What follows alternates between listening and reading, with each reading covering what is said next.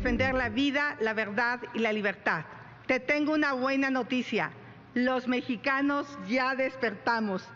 La represión del 2 de octubre, cuando un presidente priista ordenó la represión y el asesinato de jóvenes que luchaban por la libertad.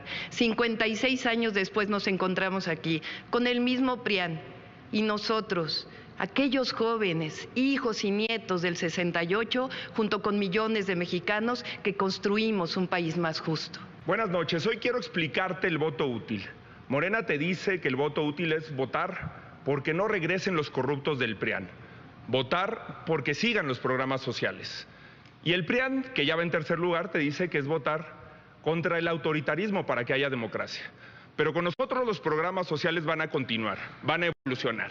Y con nosotros va a haber democracia, porque he sido el único candidato en respetar la ley. No dijo que primero los pobres, pero realmente mintió.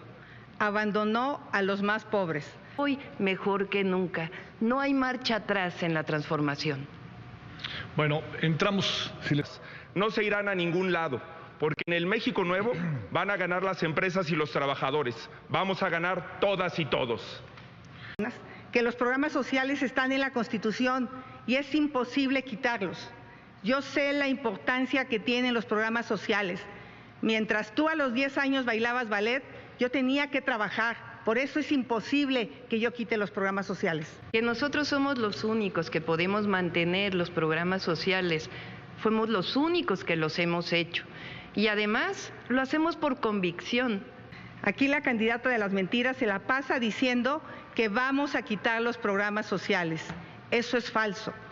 Los extorsionadores cobran piso, pero ellos le extorsionan a la gente diciéndole que si no votan por Morena, le van a quitar los programas sociales. Esa beca a la que se refiere la candidata de Morena es de la tercera parte de lo que necesita una niña y un niño para un bienestar verdaderamente integral.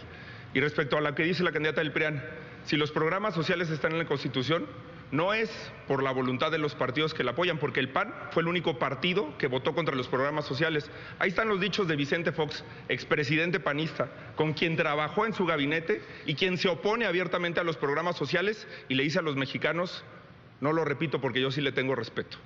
Adelante, Xochitl. Yo dije claramente que a mí un hombre no me manda. Los programas sociales se quedan, Morena se va. Es que eso de que un hombre no me manda fue partícipe del gobierno. Jamás en ese gobierno se deslindó de lo que hizo Fox. Jamás en el gobierno de Calderón se deslindó de la política de seguridad que llenó de horror a México y que llenó de sangre a México. Este tema me parece absurdo.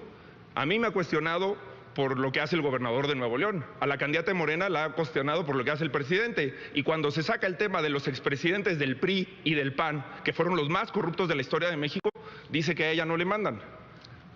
El gobierno que ella representa cerró las estancias infantiles, las escuelas de tiempo completo y le quitó el dinero a la ciencia y tecnología. Cuando tuve 15 años y participé en mi primer movimiento social que llamaban de rechazados, jóvenes que no les permitían estudiar la preparatoria.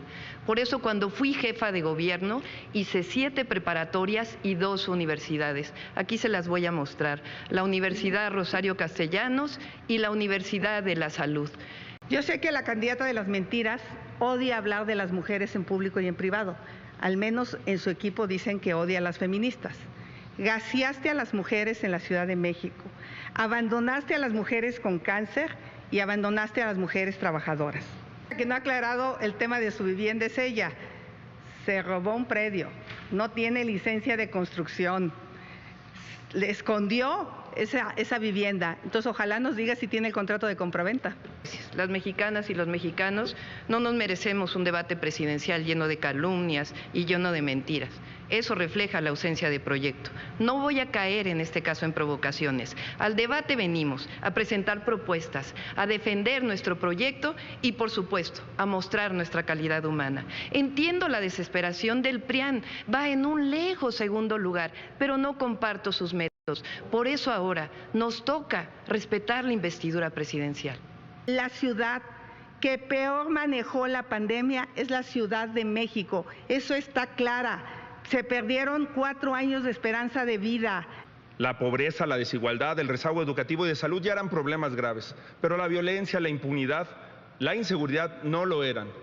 En el 2007 la tasa de homicidios por cada 100,000 habitantes era de 8. Al finalizar el sexenio de Calderón ya había más del doble. Al finalizar el sexenio de Peña Nieto ya era casi 4 veces más. En 2006, para validar una elección, que en realidad fue un fraude electoral, Calderón tomó una de las decisiones más terribles en nuestro país, la guerra contra el narco. No tienen por qué preocupar de cuál García es peor, si García Luna o García Harfuch. Conmigo, el que va a asumir la tarea de pacificar al país, de darle seguridad, de acotar la impunidad, es el presidente de la República.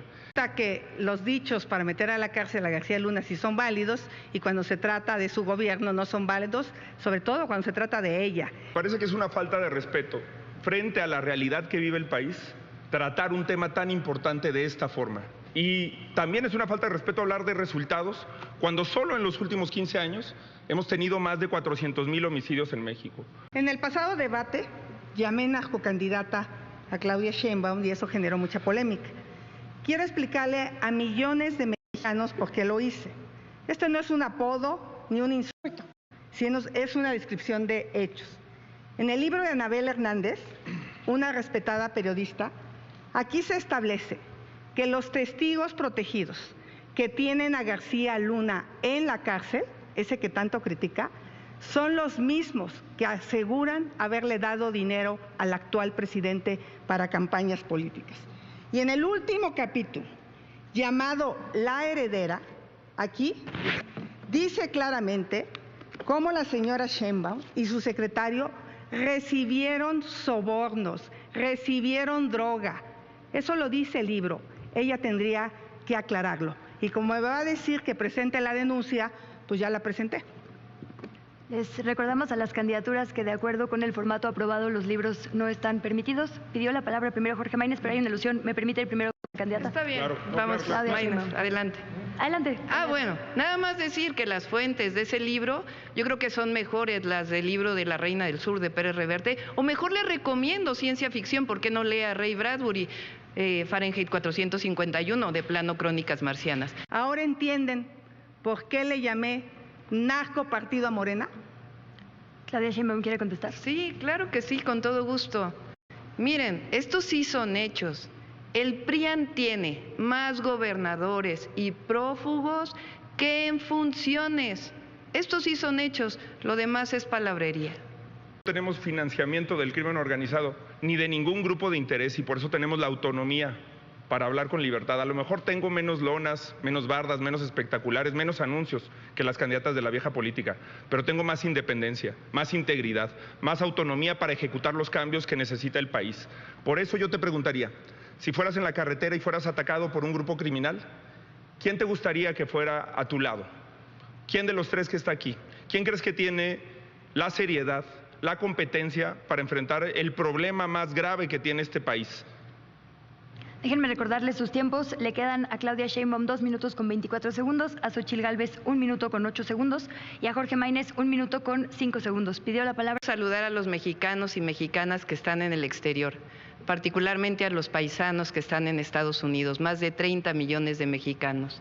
Decirles, agradecerles, por supuesto, por las remesas que envían a nuestro país, también reconocerles el trabajo que hacen para fortalecer la economía de los Estados Unidos. Siempre vamos a apoyarlos, siempre vamos a estar con ellos, siempre vamos a defenderlos. Esa siempre será nuestra política. Sobre política exterior, por supuesto que vamos a observar los principios constitucionales. Nuestra Constitución es muy clara.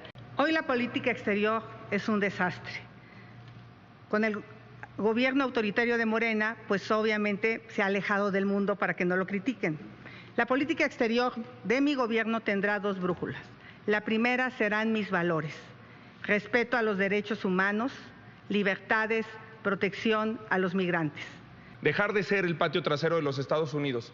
Esa falta de dignidad fue la que llevó a Felipe Calderón a declarar la guerra contra las drogas. Esa guerra dejó horror y fosas en México y a Estados Unidos lo llenó de opioides, de fentanilo, de precursores químicos. Hasta el propio presidente Biden ya ha rectificado sobre el tema. Evidentemente tenemos que fortalecer la relación con Estados Unidos y Canadá. Tenemos un tratado de libre comercio. Hoy somos los principales socios comerciales con los Estados Unidos. Ya hay diálogos de alto entendimiento en materia económica, en materia de migración, en materia de seguridad y vamos a mantener esos diálogos. Pero como dice Mario Benedetti, el sur también existe y por eso vamos a seguir ampliando las relaciones con América Latina y el Caribe y el fortalecimiento de la CELAC. Soy el único candidato que se ha pronunciado sobre los 3 conflictos armados, sobre las 3 guerras más importantes de los últimos meses, en condenar la invasión Rusia a Ucrania, en condenar el ataque terrorista de Hamas a Israel y en condenar la acción criminal del gobierno de Benjamín Netanyahu contra el pueblo palestino. ¿Explicaste que derrumbaste una iglesia cuando fuiste delegada de Tlalpan? Tienes todo el derecho de no creer en Dios, es un tema personal. A lo que no tienes derecho es a usar la fe de los mexicanos como oportunismo político. Eso es una hipocresía. Es una absoluta provocación que no voy a contestar. La van a aclarar mi equipo el día de mañana. Por supuesto que nos manifestamos en todos los casos por la construcción de la paz. Ojalá hubiera puesto el ejemplo con las listas de diputadas, de senadoras, de senadores del PRI y del PAN. Es muy difícil de creer que no va a poner a los corruptos en las embajadas y ya los puso en las plurinominales. Primero, decir que a mí me parece muy soberbia la declaración de la candidata de las mentiras de decir que el próximo 2 de junio es un mero trámite. En los países donde esto es un trámite es en Cuba, de Canel, en el Venezuela de Maduro, en la Rusia de Putin. En esos países realmente es un trámite. Invito este próximo 29 de mayo a las 4 de la tarde en el Zócalo de la Ciudad de México, que va a ser nuestro cierre de campaña. Este 2 de junio, en unas cuantas horas, vamos a decidir todas y todos el futuro de la nación, el futuro de la patria, el futuro del pueblo de México. Y este 2 de junio los invito a que votemos masivamente. Ya los conocen, ya saben que son especialistas en fraudes electorales. Lo que tenemos que hacer es demostrar una diferencia enorme entre el primero y el segundo lugar.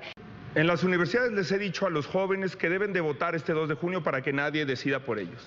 Y aunque si yo tuviera que elegir entre el PRIAN y Morena, no sabría por quién hacerlo, les he dicho que incluso es preferible que voten por cualquiera de esas 2 opciones a que no voten. No tengo duda de que vamos a ganar este 2 de junio. Vamos por la vida, por la verdad, por la libertad. Hoy la esperanza cambió de manos y está de nuestro lado. Y con esa esperanza vamos a ganar. Encuentra estas y otras noticias más en nuestro portal y síguenos en nuestras redes.